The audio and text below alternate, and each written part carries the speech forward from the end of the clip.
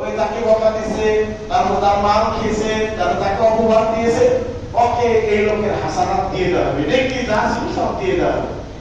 আল্লাহ রাসূল বলেন, ভাই ভাইয়া হাসানাত যদি তার হাসানাত যদি শেষ হয়ে যায়, আর ওই যে যাদেরকে গালি গলুজ করে এসেছে, অপবাদ দিয়ে গেছে, মাল অত্যাচার করে গেছে, মারধর করে গেছে, এদের ঋণ যদি তার হাসানাতের পরিশোধ না হয়, আল্লাহ রাসূল বলছেন উখিদা মিন খাতায়াহুম, এদের পাপ নিয়ে নেওয়া হবে, ওয়াফুরিহাত আলাইহি, ওই জালিমের উপরে নিক্ষেপ করে দেওয়া হবে।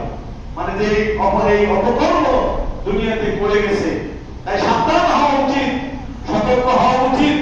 ভালো কাজ নিয়ে যাবে, ভালো কাজের পাশাপাশি জুলুম সহ অন্যান্য যে সমস্ত অপরাধ, মান অপসারণ করা, মারধর করা, অপমান দেওয়া, এই সমস্ত কাজ যদি আপনি করে যান, আপনার হাজার হাজার পাহাড়ের মতো ইবাদত নেকি নিয়ে যদি যান, সেগুলো কোনো কাজ হবে না। এই নেকি নিয়ে নেওয়া হবে, যাদের সাথে এই সমস্ত অপকর্ম আপনি করবেন তাদেরকে আপনার নেকি দেওয়া হবে, এবং নেকি শেষ হয়ে গেলে ওদের পাপ নিয়ে নিয়ে আপনার উপরে চাপিয়ে দেওয়া হবে, ওয়াতুরিহা ফিন্নার, এবং তাকে জাহান্নামের মধ্যে নিক্ষেপ করা হবে।